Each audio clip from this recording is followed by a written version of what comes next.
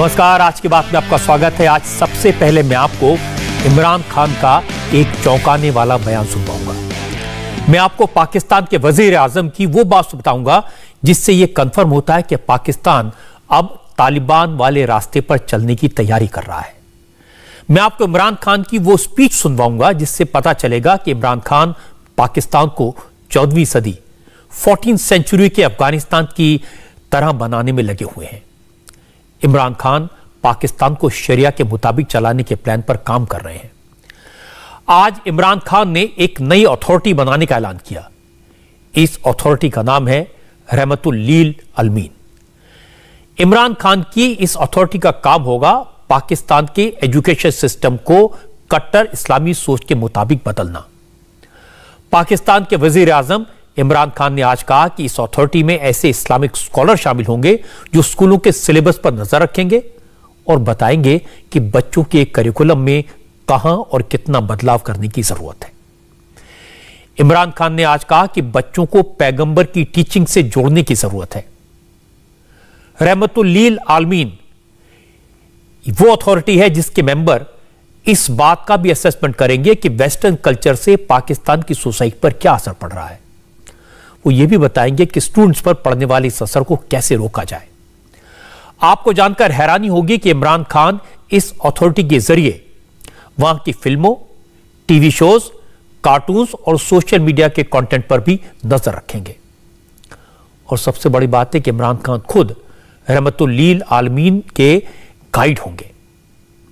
वो इस अथॉरिटी के पेट्रन होंगे। इमरान खान के बयान पर पाकिस्तान के लोग कह रहे हैं कि लगता है कि इमरान को पाकिस्तान में न तो साइंटिस्ट चाहिए, न फिजिक्स और केमिस्ट्री के प्रोफेसर चाहिए।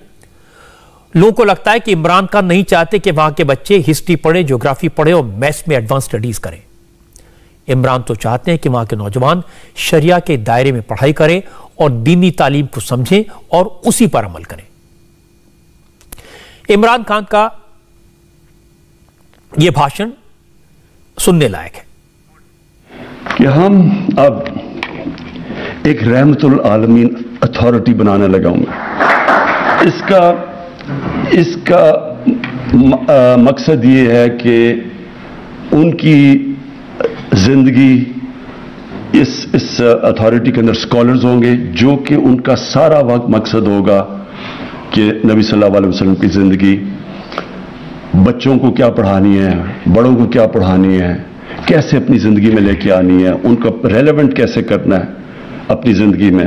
तो उसके लिए पहले तो मैं एक चेयरमैन, अच्छा इसका तो पेट्रन मैं खुद बनूंगा, लेकिन चेयरमैन हम जिसकी बड़ी तफसीर के ऊपर जिसने किताबें लिखी हुई हैं, जिसका कमांड है, जो कि एक स्कॉलर है, उसको हम इसका चेयरमैन अभी हम ढूंढना शुरू कर दिया हमने, उस कैलिबर का आदमी।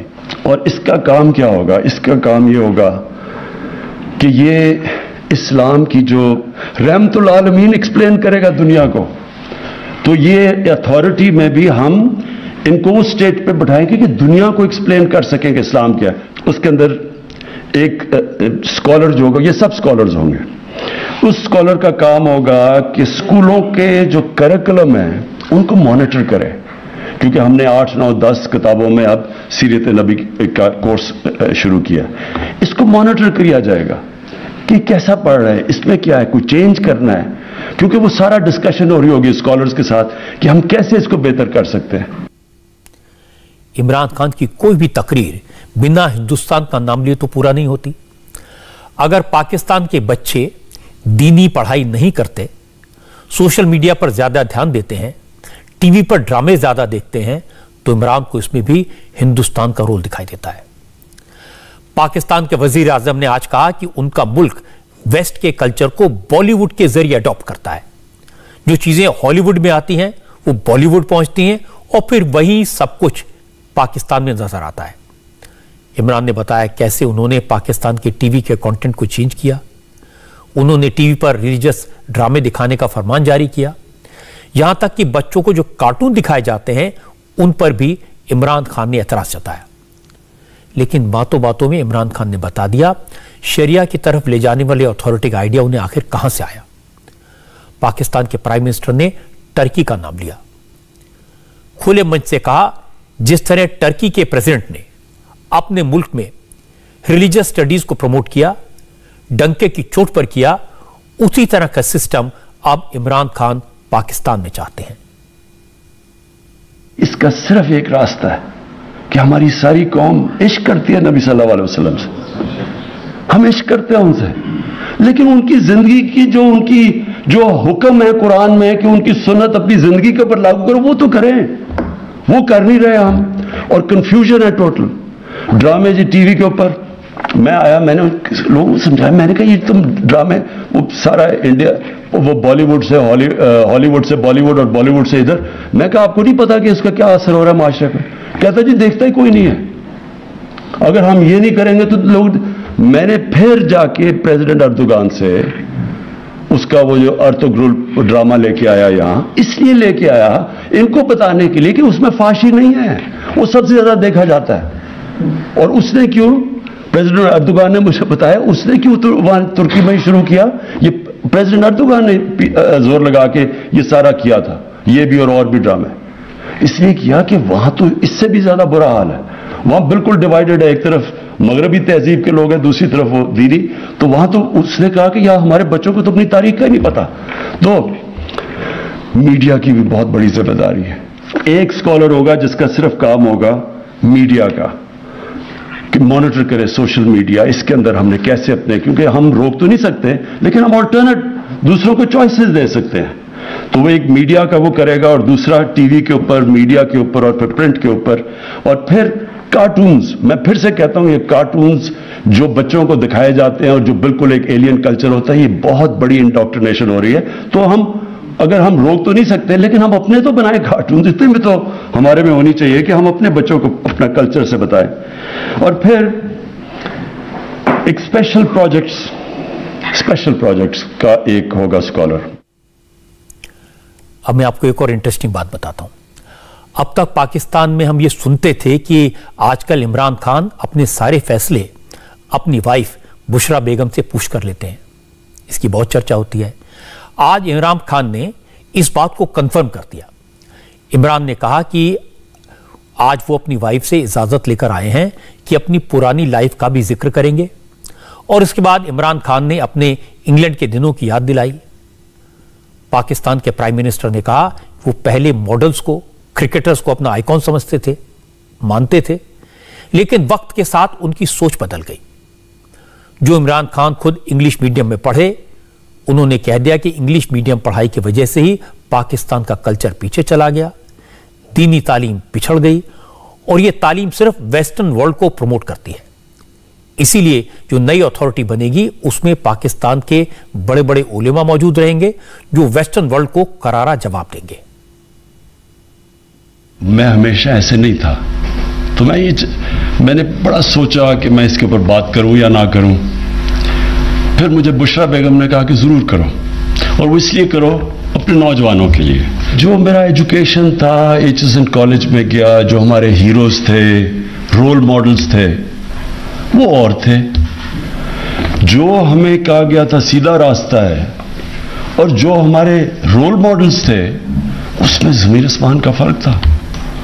जो रोल मॉडल्स थे वो फिल्म एक्टर्स थे, वो पॉप स्टार्स थे, वो कई स्पोर्ट्समैन, ग्लैमरस लोग थे, हमने उनको फॉलो किया।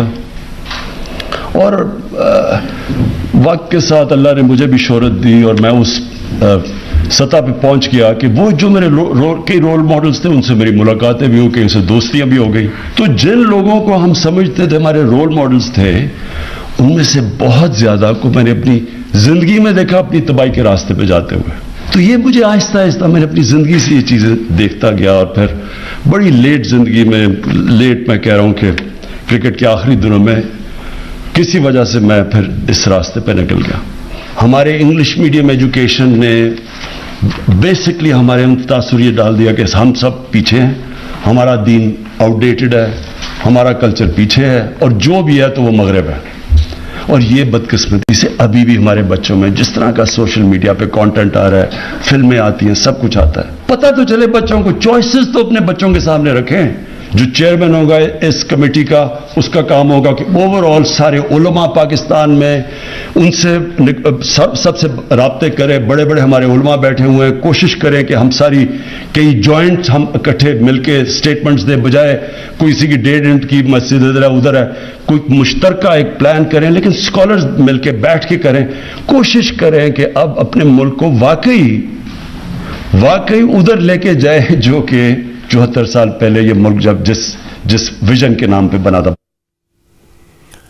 तो आप अंदाजा लगा सकते हैं कि इमरान खान पाकिस्तान की तालीम को कहां लेके जाना चाहते हैं।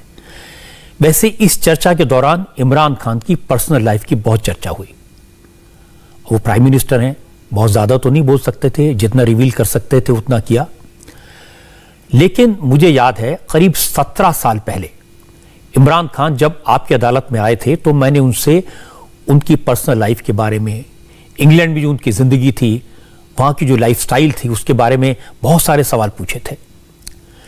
इमरान खान उस समय सियासत में आए नहीं थे, लेकिन अपनी लाइफ को लेकर बहुत कुछ बात बताते थे। तो उस 17 साल पहले जो उन्होंने कहा था वो आज भी रेलेवेंट है और ये सुनने लायक है। मैं आपको सुनाता हूं। इमरान साहब, जो खबरें पाकिस्तान से यहाँ तक पहुँचती हैं उससे पता चलता है कि आजकल नौजवानों को बहुत उपदेश देते हैं, प्रीच करते हैं कैसे फैमिली वैल्यूज़ पर ध्यान देना चाहिए। ये बात सही है? कभी कभी। लेकिन आप जो लोगों को बताते हैं वो अपने ऊपर तो आपने इम्प्लीमेंट किया नहीं। जब आप नौजवान थे तब आपने क्या क्या हरकतें की थी जब आप लंदन में रहते थे, उसका चिट्ठा तो लोगों को मालूम ही होगा। देखिए, इसलिए मेरी तरह का आदमी ज़्यादा बेहतर बता सकता है, क्योंकि जिसने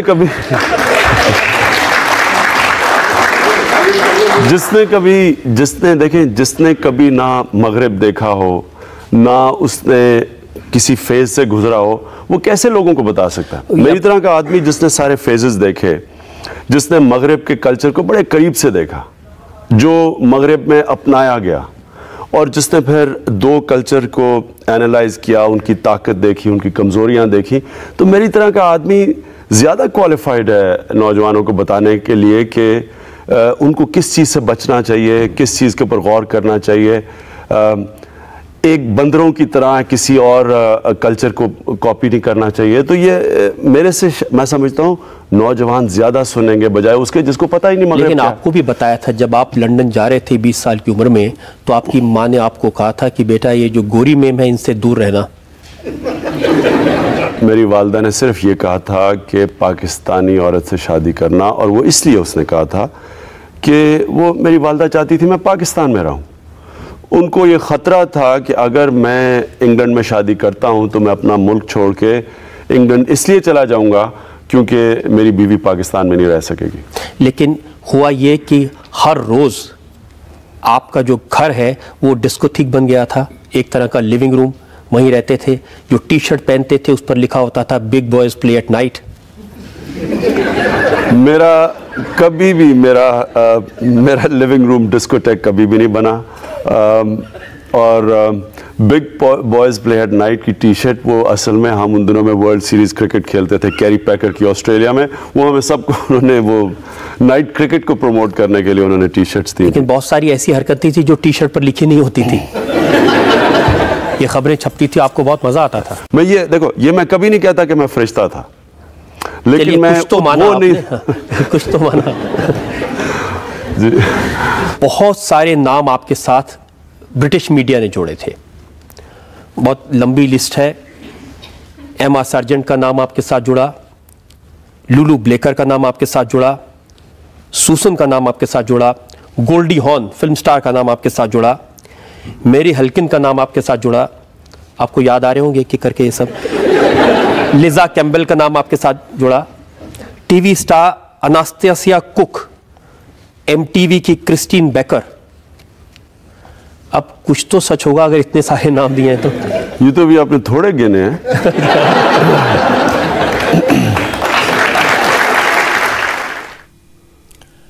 वाकई में एक ज़माना था जब इमरान खान की ज़िंदगी बहुत ग्लैमरस थी। उनकी फर्स्ट वाइफ जमाइमा इसी तरह की हाई लाइफ वाली सोसाइटी से आती थी।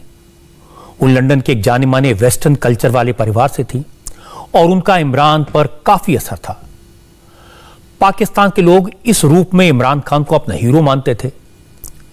मुझे याद है जब इमरान खान की मदर की कैंसर से डेथ हो गई और उन्होंने कैंसर हॉस्पिटल बनाने का फैसला किया, तो पाकिस्तान के लोगों ने अपने सुपरस्टार को दिल खोलकर दान दिया। इमरान खान एक लिबरल मॉडर्न सोसाइटी के सिंबल थे, लेकिन एक वक्त ऐसा आया जब जमाइमा उन्हें छोड़कर चली गई। कई साल बाद इमरान की जिंदगी में बुशरा बेगम आ गई और पिछले कुछ साल से इमरान खान की सोच बिल्कुल बदल गई। वो अब पाकिस्तान को कट्टर इस्लामिक मुल्क बनाने की बातें करते हैं। बुशरा बेगम का असर इमरान के फैसलों पर दिखाई देता है। आपको याद होगा जब इमरान खान डोनाल्ड ट्रंप से मिलने गए थे तो व्हाइट हाउस में वो माला फेरते हुए दिखाई दिए थे। लोग कहने लगे कि बुशरा बेगम जादू टोना करती हैं और इमरान को उन्होंने अपने वश में कर लिया है। हो सकता है ये बातें कुछ ज्यादा हों, कुछ बढ़ा चढ़ा कर कही गई हों, पर एक बात पक्की है कि इमरान तालिबान की सोच को सपोर्ट करते हैं, टर्की की कट्टरपंथी सरकार को अपना आइडियल मानते हैं। लेकिन पाकिस्तान की सोसाइटी ऐसी नहीं है। पाकिस्तान के लोग कई बरस तक अमेरिका के प्रभाव में थे और आज भी हैं और अपने मुल्क को अमेरिका जैसा, ब्रिटेन जैसा बनाना चाहते हैं। लेकिन वहां की सियासी पार्टियों ने पाकिस्तान को इस कदर बर्बाद करके रख दिया है कि लोगों को कोई रास्ता नहीं दिखाई देता। ऐसे वक्त में इमरान खान खुद को दुनिया भर में इस्लामिक मुल्क के बड़े नेता के तौर पर एस्टेब्लिश करना चाहते हैं। इसीलिए वो खुलकर तालिबान को सपोर्ट करते हैं और बार बार इस्लामिक कट्टरपंथी की सोच और शरिया के बेस पर चलने वाली सरकार की बातें करते हैं। उन्हें शायद अभी इस बात का एहसास नहीं है कि यह सोच पाकिस्तान के लिए भी खतरनाक हो सकती है। अफगानिस्तान में तालिबान की सरकार इस पूरे रीजन में, सिर्फ पाकिस्तान के लिए नहीं, पूरे रीजन के लिए डेंजरस हो सकती है। तालिबान के बढ़ते खतरे को लेकर आज पंजाब के former chief minister captain Amarinder Singh ने एक बड़ी बात कही। अमरिंदर सिंह ने ट्वीट करके लिखा, जिसका डर था वही हो रहा है। जब से पाकिस्तान की मदद से तालिबान ने अफगानिस्तान पर कब्जा किया है, तब से कश्मीर में आतंकी घटनाएं बढ़ गई हैं। माइनॉरिटीज को चुन चुन कर निशाना बनाया जा रहा है। अब सुरनकोट सेक्टर में 5 सैनिक शहीद हो गए। हमें आतंकवाद को सख्ती से और निर्णायक तौर पर कुचलना होगा। कैप्टन अमरिंदर सिंह की बातें दूसरे नेताओं से थोड़ी अलग हैं। आतंकी हमले और 5 जवानों के शहीद होने पर दूसरे नेताओं ने भी ट्वीट किए, लेकिन उनके ट्वीट से ऐसा लगा जैसे उनका इरादा शहीद सैनिकों को श्रद्धांजलि देना कम और केंद्र सरकार को घेरना ज्यादा था। वो नेता इस मुद्दे को मोदी सरकार की नाकामी बता रहे थे, लेकिन कैप्टन अमरिंदर सिंह पूरे देश से एक होकर दहशतगर्दों को कुचलने की बात कर रहे थे। कैप्टन अमरिंदर सिंह जिस टेररिस्ट अटैक की बात कर रहे थे वो जम्मू कश्मीर के पुंछ जिले में हुआ। इस हमले में एक जेसीओ यानी जूनियर कमीशन ऑफिसर समेत 5 जवान शहीद हो गए। दरअसल आर्मी को इनपुट मिला था कि सुरनकोट एरिया में टेररिस्ट मौजूद हैं। इसी खबर पर आर्मी की टीम वहां पहुंची, लेकिन आतंकवादियों ने एम्बुश कर दिया, अचानक फौज पर फायरिंग कर दी और गंभीर रूप से जो घायल जवान हुए उन्हें हॉस्पिटल ले जाया गया, लेकिन बचाया नहीं जा सका। बताया गया कि आर्मी की टीम पर हमला करने वाले सभी आतंकियों को भगानी गांव में घेर लिया गया है और एनकाउंटर अभी जारी है। पुंछ और राजौरी के बीचों बीच है डेरा की गली, पाकिस्तान के डुंगी और हजीरा, जहां पर अल्फा 3 कंट्रोल रूम है। पाकिस्तानी आईएसआई और पाकिस्तानी सेना की मदद से घुसपैठियों ने घुसपैठ की। एंटी इन्फिल्ट्रेशन ऑब्स्टिकल सिस्टम को पार करते हुए करीबन 2 किलोमीटर ये अंदर आए। उसी दौरान भारतीय सेना को इसकी जानकारी मिली कि पाकिस्तान परस्त आतंकी घुसपैठ कर चुके हैं और आईएसआई का गाइड इनके साथ है। बस इसके बाद कॉम्बिंग ऑपरेशन शुरू किया गया। आज सुबह जैसे ही कांटेक्ट स्टैब्लिश हुआ, वैसे ही भारतीय सेना के लाइन ऑफ कंट्रोल की फॉरवर्ड यूनिट और आरआर की यूनिट ने लगातार एग्रेसिव ऑपरेशन को लॉन्च किया। आतंकी क्योंकि घने जंगल में छुपे हुए थे, इसीलिए उन्होंने बर्स्ट राउंड फायर किया। पेट्रोलिंग टीम में एक जेसीओ समेत 4 जवान भारतीय सेना के शहीद हो गए। किल्ड एक्शन होने के बाद एक और जवान बुरी तरीके से जख्मी हुआ, जिसके पैर पर गोली लगी। उसको पास ही के अस्पताल में एडमिट करवाया गया, जहां पर वो स्थिर बना हुआ है। लेकिन हम आपको बता दें कि इंडिया टीवी को मिली जानकारी के मुताबिक दरअसल सीज फायर की आड़ में मौसम के बदलाव से पहले ये पाकिस्तान का इन्फिल्ट्रेशन का अटेम्प्ट था, जिसके जरिए वो घाटी के अंदर हथियार भेजना चाहता है। और इसी इन्फिल्ट्रेशन रूट को पिछले 6 महीने में 3 बार इसी जगह से अटेम्प्ट किया गया, जहां पर भारतीय सेना की आरआर यूनिट ने करीबन 4 के लगभग आतंकी मार गिराए। सेना ने घुसपैठ की कोशिशों को लगातार नाकाम किया है, पहले भी आतंकवादियों को मार गिराया है, और जिन आतंकवादियों ने आज हमारे 5 जवानों को शहीद किया, उन्हें भी देर सवेर मौत की घाट उतार ही दिया जाएगा, क्योंकि सिक्योरिटी फोर्सेस ने कश्मीर में दहशतगर्दी के खिलाफ ऑपरेशन ऑल आउट चलाया हुआ है। आज ही 2 आतंकवादियों को ढेर किया गया, इसमें से एक टेररिस्ट अनंतनाग और दूसरा बांदीपोरा में मारा गया। अनंतनाग में हुए इस एनकाउंटर में पुलिस का एक जवान घायल हुआ है। हालांकि मारे गए आतंकी के बारे में डिटेल्स पता नहीं चल सकी हैं, लेकिन बांदीपोरा में जिस आतंकी को मारा गया उसका नाम इम्तियाज डार है। वो लश्कर तैयबा से जुड़ा है। 5 अक्टूबर को मोहम्मद शफी नाम के सिविलियन की हत्या में इम्तियाज डार शामिल था। जम्मू कश्मीर बीजेपी के प्रेसिडेंट रविंद्र रैना ने आज कहा कि सिक्योरिटी फोर्सेस ने घाटी में आतंकवादियों की कमर तोड़ दी है। इसी से बौखलाकर आतंकवादी अब सिविलियंस और आर्मी पर हमले कर रहे हैं, लेकिन सेना इनको कड़ा जवाब देगी और आतंकवादी बचेंगे नहीं। इस साल हमारी सिक्योरिटी फोर्सेस ने अब तक 119 आतंकवादियों को मार गिराया है। सबसे ज्यादा 30 आतंकवादी मई के महीने में ढेर किए गए थे, जबकि जुलाई में 20 दहशतगर्दों को उनके अंजाम तक पहुंचाया गया।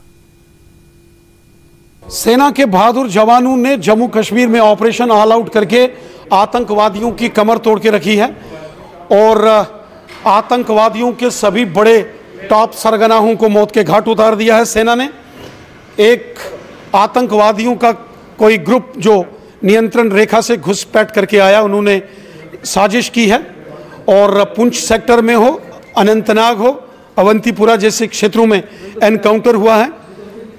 वहाँ हमारे सेना के कुछ जवान शहीद हुए हैं। पूरा देश अपने वीर जवानों को नमन करता है, उन्हें श्रद्धांजलि भेंट करता है। बदला कैसे लेंगे? जो भी आतंकवादी घुसपैठ करके भारतीय सीमा के अंदर आया है उसको मौत के घाट उतार दिया जाएगा। रविंद्र रैना की बात तो सही है। हमारी फौज आतंकवादियों को मुंह तोड़ जवाब दे रही है। खास बात यह कि सेना पहले आतंकवादियों को मौका देती है कि वो सरेंडर कर दें। अगर वो ऐसा नहीं करते तो फिर एनकाउंटर शुरू होता है। ऐसा ही एक एनकाउंटर इस वक्त शोपियां में चल रहा है। शोपियां के तुलरान गांव में एक घर में 2 से 3 आतंकवादियों के छिपे होने की खबर के बाद सिक्योरिटी फोर्सेस ने उस घर को घेर लिया है। पहले डीएसपी ने अनाउंसमेंट करके टेररिस्ट से कहा कि वो सरेंडर कर दें। जब उन्होंने ऐसा करने से इनकार किया तो फिर एनकाउंटर शुरू किया गया। मैं आपको उस वक्त की तस्वीर दिखाता हूं जब आतंकवादियों से सरेंडर करने की अपील की जा रही थी। यमतर मुजाहिद अंदर समेत गुजारिश करन बस डीएसपी इमाम साहब ये तो गुजारिश करन कि तुम नीरो नेबर सरेंडर करियो, हथियार त्रो पत्थर अत करियो खड़ा तो नेबर नीरो तो ये मौक दिन कि दोबारा तो आराम से जिंदगी ब्याह जिंदगी जियो। यमतर मुजाहिद अंदर फसेमित बस डीएसपी इमाम साहब तो गुजारिश करन सिलेंडर हेनस को तैयार तो ये तो करियो सरेंडर पानी लो जिंदगी जियो तो यू नेबर अत करियो खड़ा हथियार त्रो पत्थर ये तो आखिरी गुजारिश तो यू नेबर। जम्मू कश्मीर की former chief minister Mehbooba Mufti ने आज आरोप लगाया कि बीजेपी जवानों के नाम पर, जवानों के खून पर वोट की सियासत कर रही है। उन्होंने कहा कि आर्टिकल 370 हटाए जाने के बाद से सरकार घाटी में इतनी सख्ती कर रही है, लेकिन इससे कोई फायदा नहीं हुआ। महबूबा मुफ्ती ने मोदी सरकार को सलाह दी कि वो अटल बिहारी वाजपेयी के बताए रास्ते पर चले और बातचीत से मामले को सुलझाने की कोशिश करे। ये पकड़ दकड़ और ये इतनी सख्ती के बावजूद भी हम लोगों को सिक्योर नहीं कर रहे हैं, लोगों की हिफाजत नहीं कर पा रहे हैं। तो दूसरा रास्ता हमारे पास क्या है? वही जो वाजपेयी जी ने अपनाया। यानी वाजपेयी जी बीजेपी के प्रधानमंत्री थे, मगर उसके बावजूद उन्होंने एक स्टेट्समैन की तरह ये सोचा कि जम्मू कश्मीर को मुसीबत से निकालने के लिए बातचीत का रास्ता खोलना ज़रूरी है। उन्होंने बातचीत के रास्ते खोले, यहाँ भी बात हुई, बाहर भी बात हुई और जिससे जम्मू कश्मीर का माहौल बदल गया। हमें बातचीत के दरवाजे बंद नहीं करने चाहिए। अभी एक JCO मारा गया, उसके साथ 4 जवान मारे गए इधर पुंछ में। तो ये कब तक चलेगा? ये खून खराबा कब तक चलेगा? कब तक बीजेपी जो यहाँ की जो हमारे जवान हैं, जम्मू कश्मीर के लोगों के खून का जो वो अपनी उस पर वोट की सियासत करेगी? कब तक वो लोगों को जो है एक्सप्लॉइट करती रहेगी? मैं समझती हूँ कि वाजपेयी का रास्ता बिल्कुल सही था। बातचीत का रास्ता ही सिर्फ वाहिद हल है इस खून खराबे को बंद करने। जब जब कश्मीर में आतंकवादी घटनाएं होंगी, महबूबा मुफ्ती को यह कहने का मौका मिलेगा कि हमने तो आगाह किया था कि आर्टिकल 370 हटाने से आतंकवादी घटनाएं बढ़ेंगी। हालांकि आपको याद होगा, महबूबा ने तो कहा था कि आर्टिकल 370 हटा तो कश्मीर में तिरंगा थामने वाला कोई नहीं होगा। लेकिन पिछले 2 साल में कश्मीर का तिरंगा थामने वाले हाथ भी बढ़े हैं और तिरंगे की रक्षा के लिए अपनी कुर्बानी देने के लिए तैयार लोग भी बढ़े हैं। पर महबूबा की अपनी सियासत है, उन्हें इस तरह के बयान देने का हक है। लेकिन आज महबूबा ने हैरान किया अपने एक दूसरे बयान से। महबूबा मुफ्ती ने यह बयान शाहरुख खान के बेटे आर्यन खान को लेकर दिया। आज महबूबा मुफ्ती ने आरोप लगाया कि आर्यन खान को इसलिए परेशान किया जा रहा है क्योंकि वो खान है। महबूबा मुफ्ती ने एक ट्वीट किया जिसमें उन्होंने लिखा कि 4 किसानों की हत्या करने वाले मंत्री के बेटे के बजाय केंद्रीय एजेंसियां 23 साल के एक नौजवान के पीछे पड़ी हैं। इसकी वजह यह है कि उसका सरनेम खान है। बीजेपी के कोर वोट बैंक को खुश करने के लिए मुसलमानों को टारगेट किया जा रहा है। इससे पहले एनसीपी के नेता नवाब मलिक ये कह रहे थे कि आर्यन खान को इसलिए सजा दी जा रही है कि वो शाहरुख खान का बेटा है। लेकिन आज नवाब मलिक ने कहा कि वो महबूबा मुफ्ती के बयान से सहमत नहीं है। इस केस को धर्म के चश्मे से, मजहब की नजर से नहीं देखना चाहिए और जो भी ऐसा करता है वो गलत है। महबूबा मुफ्ती जी का बयान आया है, हम उससे सहमत नहीं। उसी तरह के बयान बीजेपी के नेता भी दे रहे हैं। हमें लगता है जो धर्म के चश्मे से देखने वाले लोग इस देश में हैं, उन सभी लोगों के बयानों से हमारी कभी भी सहमति नहीं हो सकती। नवाब मलिक की बात सही है, इस केस को मजहब की निगाह से नहीं देखना चाहिए। आर्यन के साथ पहले दिन जिन 7 लोगों को अरेस्ट किया गया था, उनमें से तो कोई भी मुसलमान नहीं है। इसलिए किसी को भी इस तरह की बेतुकी बयानबाजी करने से पहले देश और समाज के बारे में सोचना चाहिए। हालांकि ड्रग्स केस में अरेस्ट किए गए आर्यन को आज भी जमानत नहीं मिली। आर्यन को अब कम से कम बुधवार तक आर्थर रोड जेल में रहना होगा। आज मुंबई की स्पेशल कोर्ट में जैसे ही आर्यन की जमानत पर सुनवाई शुरू हुई, वैसे ही एनसीबी की तरफ से जवाब देने के लिए 1 हफ्ते का वक्त मांगा गया। एनसीबी की तरफ से कहा गया कि इस केस में अब तक काफी मटेरियल कलेक्ट किया जा चुका है। ऐसे में इस बात का ध्यान रखना जरूरी है कि आर्यन को जमानत देने से कहीं इस केस की जांच पर कोई असर न पड़े।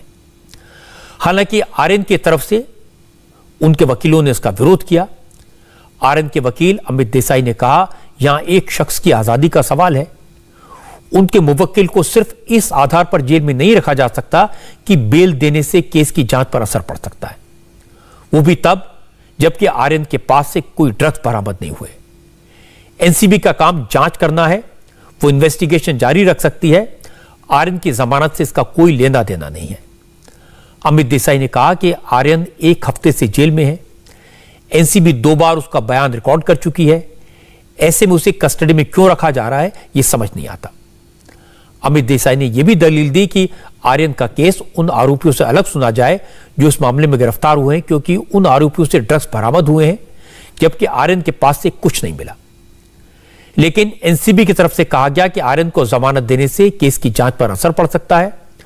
दोनों पक्षों की दलील सुनने के बाद कोर्ट ने कहा कि अब बेल पर सुनवाई 13 अक्टूबर यानी बुधवार को होगी और उस दिन एनसीबी अपना रिप्लाई फाइल करे। बुधवार को 11 बजे सुनवाई होगी, क्योंकि एनसीबी ने, उन्होंने बताया, उनके वकीलों ने बताया कि उनको रिप्लाई फाइल करना है। बुधवार को हम सुनवाई करेंगे, ऐसे जज साहब ने डायरेक्शन दिया है। बेल के लिए ग्राउंड्स वही है कि स्मॉल क्वांटिटी है, इंडिविजुअल रिकवरीज है। हमको आप किसी कमर्शियल या नॉन कमर्शियल क्वांटिटी से कनेक्ट नहीं कर सकते हैं। हम सबका अलग अलग इंडिविजुअल रिकवरी है। स्मॉल क्वांटिटी है, punishment is up to 6 months। Consumption का है। तो क्या आर्यन खान के वकील ये कह रहे थे कि हमारे मामले को अलग करके देखिए, इन लोगों के मामले को अलग करके देखिए? सर मैं उनके ऊपर कमेंट नहीं बट ऐसा कहा उन्होंने कोर्ट में कि हमारा मामला इन लोगों से अलग है क्योंकि हमारे पास रिकवरी नहीं है? हाँ, ऐसा उन्होंने ज़रूर कहा है कि उनका मामला पहले 3-4 अक्यूज से थोड़ा अलग है, बिकॉज उसके पास से कोई रिकवरी नहीं, जो फर्स्ट ग्रुप है उनसे थोड़ा अलग है। आर्यन के केस में आज एक बार फिर उनकी डिफेंस में कई तरह की बातें कही गई और सबसे बड़ी बात यह कि आर्यन के पास से कोई ड्रग्स रिकवर नहीं हुई। दूसरा, उसे पार्टी में शामिल होने से पहले ही डिटेन कर लिया गया था। अब तक कोई ठोस सबूत भी सामने नहीं आया, तो भी 9 दिन हो गए वो या तो एनसीबी की डिटेंशन में रहे या जेल में है। आर्यन को शायद एक सुपरस्टार का बेटा होने की कीमत चुकानी पड़ रही है। कोई नॉर्मल केस होता तो सेशन कोर्ट में सुनवाई भी हो गई होती और बेल भी मिल गई होती। इससे भी ज्यादा परेशानी की बात है कि इस केस को लेकर सियासत जमकर हो रही है। चाहे नवाब मलिक हो या महबूबा मुफ्ती, सब इसमें बीजेपी को घेरने का मौका तलाश रहे हैं। वैसे एक केस और है जहां एक और बेटा जेल में है और यहां भी बीजेपी को घेरने की पूरी कोशिश हो रही है, और यह केस है लखीमपुर खीरी का, जहां मुख्य आरोपी और केंद्रीय मंत्री अजय मिश्रा के बेटे आशीष मिश्रा को सीजेएम कोर्ट ने 3 दिन के रिमांड पर भेज दिया। कोर्ट ने कुछ कंडीशंस के साथ पुलिस को रिमांड की परमिशन दी है। कोर्ट ने कहा कि पुलिस जिस समय आशीष से पूछताछ करेगी, उनके वकील पूरे प्रोसेस को दूर से देख सकते हैं। आशीष मिश्रा के आते जाते वक्त उसका मेडिकल कराया जाएगा। सुरक्षा व्यवस्था की पूरी जिम्मेदारी पुलिस प्रशासन की रहेगी। पूछताछ के दौरान उन्हें प्रताड़ित नहीं किया जाएगा। लखीमपुर हिंसा केस की जांच कर रही एसआईटी ने आशीष मिश्रा के लिए 14 दिन का रिमांड मांगा था। इस पर कोर्ट में काफी बहस हुई। आशीष के वकील ने रिमांड दिए जाने का विरोध किया। आशीष के वकील का कहना था कि पुलिस 12 घंटे पूछताछ कर चुकी है, तो क्या अब 3rd डिग्री का इस्तेमाल करने के रिमांड की जरूरत है? आशीष के वकील ने कहा कि उनके क्लाइंट ने जांच में पूरा सहयोग किया है, इसलिए रिमांड में भेजने की कोई वजह नहीं है। हालांकि पुलिस की तरफ से पेश वकील ने कहा कि शनिवार को पूछताछ के दौरान आशीष खामोश रहे। उन्होंने ज्यादातर सवालों के जवाब गोलमोल तरीके से दिए। पुलिस के वकील ने कहा कि जांच टीम के पास पूछने के लिए कई सवाल थे, पर आशीष ने 12 घंटे में सिर्फ 40 सवालों के ही जवाब दिए। लंबी पूछताछ के बाद आशीष मिश्रा को पुलिस ने अरेस्ट कर लिया था। लखीमपुर खीरी केस को लेकर कांग्रेस ने आज देश भर में मौन धरना प्रदर्शन किया। यूपी से लेकर राजस्थान और असम तक कांग्रेस के नेताओं ने प्रोटेस्ट किया। कांग्रेस लखीमपुर खीरी कांड के मुख्य आरोपी आशीष मिश्रा के पिता अजय मिश्रा को केंद्रीय मंत्री के पद से बर्खास्त करने की मांग कर रही है। लखनऊ में मौन धरना प्रदर्शन को प्रियंका गांधी ने लीड किया। प्रियंका लखनऊ के हजरत चौराहे पर गांधी जी की मूर्ति के सामने धरने पर बैठी। उनके साथ यूपी कांग्रेस के अध्यक्ष अजय कुमार लल्लू, प्रमोद तिवारी और यूपी कांग्रेस के कई सीनियर नेता भी धरने पर बैठे। कांग्रेस नेताओं ने हाथों में पोस्टर ले रखे थे जिन पर लिखा था, लड़ेंगे जीतेंगे। गृह राज्य मंत्री को बर्खास्त करो। मौन धरना खत्म करने के बाद प्रियंका ने एक ट्वीट किया जिसमें उन्होंने लिखा कि मंत्री का बेटा किसानों की हत्या के आरोप में गिरफ्तार, क्या अब भी मंत्री को अपने पद पर बने रहने का अधिकार? निष्पक्ष जांच और न्याय के लिए केंद्रीय गृह राज्य मंत्री की बर्खास्तगी जरूरी है। उन्होंने लिखा कि नरेंद्र मोदी जी अपने मंत्री को संरक्षण देना बंद कीजिए, किसानों को न्याय दो। राहुल गांधी ने भी ट्वीट किया। उन्होंने लिखा कि मंत्री को बर्खास्त न करके बीजेपी न्याय की प्रक्रिया में बाधा डाल रही है। केंद्र सरकार न तो किसानों की परवाह करती है, न ही हत्या के शिकार बीजेपी कार्यकर्ताओं की। लखीमपुर खीरी पर सबसे ज्यादा सियासत महाराष्ट्र में हुई। महाराष्ट्र में शिवसेना, एनसीपी और कांग्रेस की अलायंस की सरकार है। सरकार में शामिल तीनों दलों ने लखीमपुर खीरी हिंसा के विरोध में आज बंद का ऐलान किया था। बंद कराने के लिए आज तीनों पार्टियों के कार्यकर्ता और नेता सड़कों पर उतर गए। महाराष्ट्र के कई शहरों में हंगामे की तस्वीरें आई। शिवसेना ने मुंबई में जमकर हंगामा किया। मुंबई के विक्रोली में ईस्टर्न एक्सप्रेस हाईवे पर शिव सैनिकों ने टायर जलाकर विरोध किया और इसकी वजह से 40 मिनट तक हाईवे का ट्रैफिक रुका रहा। आने जाने वालों को परेशानी हुई। इस दौरान बेस्ट की कई बसों में तोड़फोड़ की गई। बेस्ट ने बताया कि 11 बसों को प्रोटेस्टर ने डैमेज किया। शिव सैनिकों ने कई जगह ऑटो वालों की पिटाई की, कई ऑटो तोड़ दिए। आदित्य ठाकरे के चुनाव क्षेत्र वर्ली में शिव सैनिकों ने जबरदस्त हंगामा किया। पूर्व मंत्री सचिन अहिर और बीएमसी की मेयर किशोरी पेडनेकर ने शिव सैनिकों के साथ मिलकर प्रोटेस्ट किया।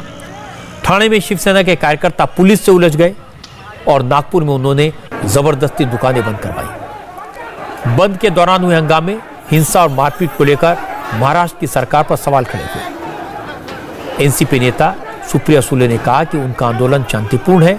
हो सकता है आंदोलन में कुछ ऐसे एलिमेंट घुस गए हों जिनका मकसद हंगामा करना और माहौल को खराब करना है। मुझे पता नहीं कहाँ से हो रहा है और कौन कर रहा है, मुझे पुलिस से पूछना पड़ेगा कि ये पक्का कौन कर रहा है। ऐसा नहीं कोई एलिमेंट हो, क्योंकि कल ही कई लोग कह रहे थे कि हम रुकाव लाएंगे, तो वही शायद गड़बड़ कर रहे होंगे, पता नहीं, शाम तक पता चलेगा। हमारा आंदोलन शांति के मार्ग से ही होगा।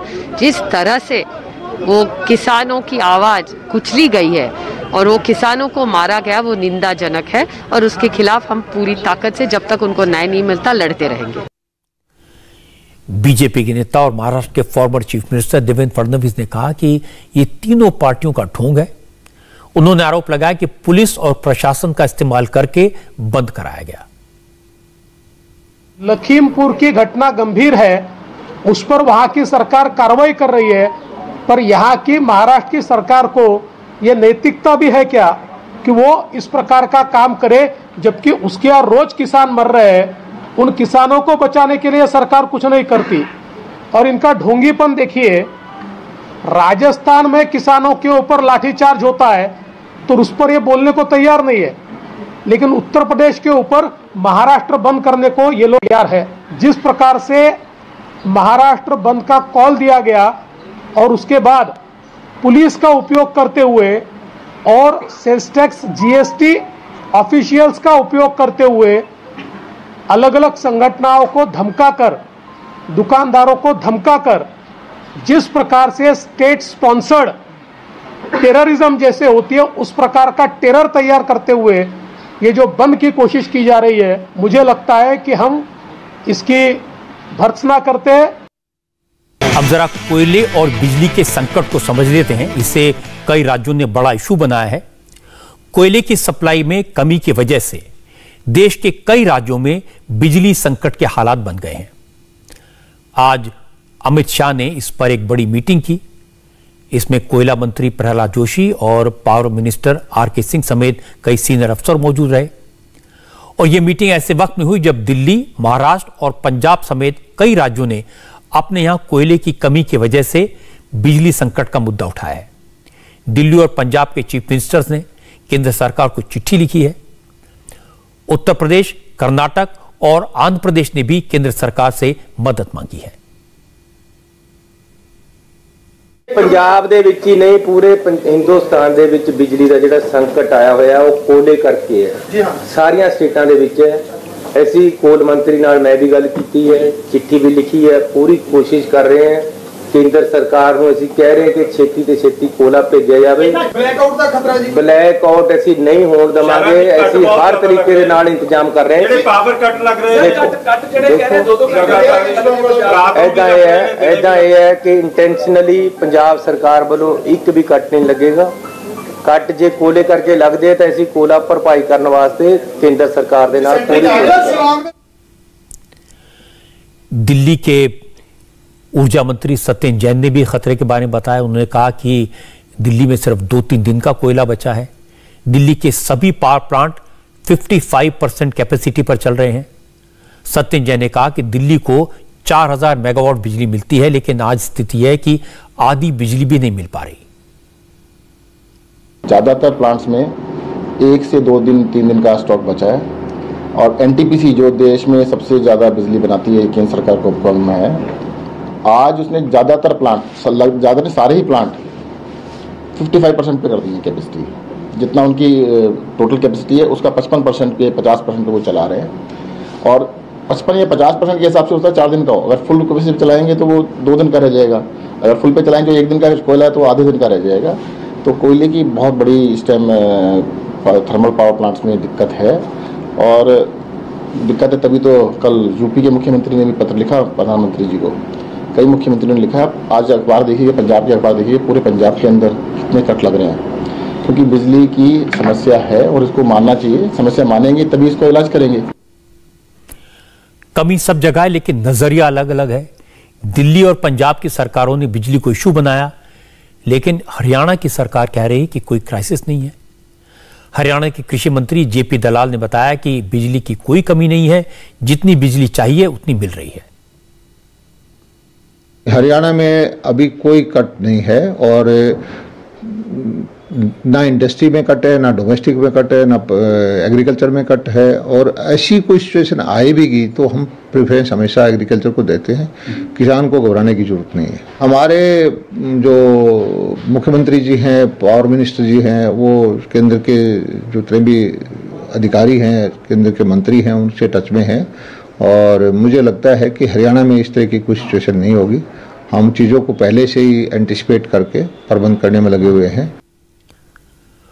पावर क्राइसिस का इशू महाराष्ट्र में भी है। महाराष्ट्र में कोयले की कमी की वजह से 13 थर्मल पावर यूनिट बंद करने पड़े हैं। State power utility firm MSEDCL को बिजली की सप्लाई करने वाले 7 पावर प्लांट की 13 यूनिट्स में कोयला संकट की वजह से बिजली का प्रोडक्शन रुक गया है। इससे महाराष्ट्र में 3,330 मेगावाट बिजली की कमी पड़ सकती है, जिसके बाद महाराष्ट्र सरकार ने नेशनल एक्सचेंज से पावर खरीदने की तैयारी की है, और इसके साथ ही हाइड्रो पावर सोर्स से भी बिजली खरीदने की तैयारी चल रही है। महाराष्ट्र में रोज 18,000 से 25,000 मेगावाट बिजली की जरूरत होती है। आज महाराष्ट्र में 13 नहीं 19 संच बंद पड़े हुए हैं, वहां कोयला नहीं है, और उसका परिणाम ऐसा होगा कि अभी जो ये महीने में जहां पे बारिश नहीं है, आज जिस एरिया में, वहां पर लोग पंप से खेती के फसल को बचाते हैं। आज राज्य में 19 संच बंद होने से बड़ा शॉर्टेज बिजली का महाराष्ट्र में चल रहा है। राजस्थान, दिल्ली और महाराष्ट्र जो केंद्र के विरोधी पक्ष की जो सरकार है, यहाँ पर ही इन लोगों ने इस तरह की रणनीति बनाई है। केंद्र के ऊर्जा मंत्री कहते हैं कि बिजली का कहीं अभाव नहीं है, तो फिर राज्य में आज कोयला आपूर्ति की वजह से जो संच बंद पड़े हुए, तो उसकी एक बार चौकसी कर ले कि तुम्हारे पास कोयला है, तुम क्यों बंद रखे। अगर ऐसी चीज हो तो कार्रवाई की जाए। अब ये देखने की जरूरत है कि सारे मामले पर केंद्र सरकार क्या कहती है। केंद्र सरकार के ऊर्जा मंत्री RK सिंह ने कहा कि बिजली का संकट पैदा नहीं होने दिया जाएगा। कोयला संकट को राजनीतिक मुद्दा बनाने की जरूरत नहीं है, और यह भी कहा कि हालात ऐसे नहीं है कि पैनिक किया जाए। ये जानबूझ करके पॉलिटिक्स खेला जा रहा है। ऐसा कोई संकट है नहीं। तो आप तो दिल्ली में ही रहते हैं, आप तो देखे होंगे कहीं पर बिजली गई है, कहीं नहीं। ये साहब ये शगुफा है, इन लोग को और कोई काम है नहीं तो शगुफा करता है। केजरीवाल जी ने चिट्ठी लिखी, वो भी पॉलिटिक्स कर रहे हैं, उनको तो जानकारी है नहीं, लेकिन प्रधानमंत्री को चिट्ठी पहुंचे उसके पहले प्रेस को दे दिया ही नहीं। ये पॉलिटिक्स का ये है। मंत्रालय इसको प्रतिदिन रिव्यू करता है और प्रतिदिन मॉनिटर करता है, सैटरडे संडे कोई भी हो। जितने पावर की जरूरत है उतना पावर देने की स्थिति में हम हैं और दे रहे हैं। जिसको जितने पावर की जरूरत हो वो रिक्वेशन करे, हम देंगे। और ये बीच में जो लोग बताते हैं कि हाँ 4.5 दिन का स्टॉक, 4.5 दिन का स्टॉक, स्थिति क्या है हम बता देते हैं। 4.5 दिन मेरा रिजर्व है, ये नहीं कि हाँ 4.5 दिन खत्म हो जाएगा तो बिजली नहीं मिलेगी। 4.5 दिन मेरा रिजर्व है। हमको बिजली पैदा करने के लिए प्रतिदिन जितना कोयला चाहिए उतना हमको प्रतिदिन आता है, रेक से आता है। प्रतिदिन हमको 275 रेक करीब आते हैं। अब मैं आपको स्पेन से आई एक तस्वीर दिखाता हूं। स्पेन के ला पाल्मा आइलैंड पर पिछले 3 हफ्ते से एक ज्वालामुखी आग उगल रहा है, लेकिन आज इस ज्वालामुखी का विकराल रूप सामने आया। ये जो तस्वीरें आप देख रहे हैं, ये स्पेन के जियोलॉजिकल इंस्टीट्यूट ने जारी की हैं। इस वीडियो में ज्वालामुखी से लावा नदी की तरह बहता हुआ दिखाई दे रहा है। इस ज्वालामुखी की वजह से अब तक 6,000 से ज्यादा लोगों को अपना घर बार छोड़कर जाना पड़ा।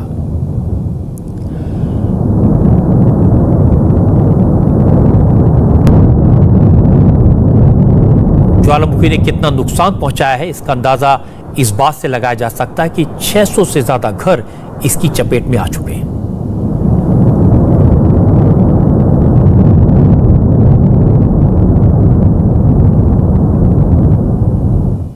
इंडिया टीवी हर वक्त हर जगह डाउनलोड करने के लिए सर्च करें India TV news Google play store या ऐप स्टोर पर।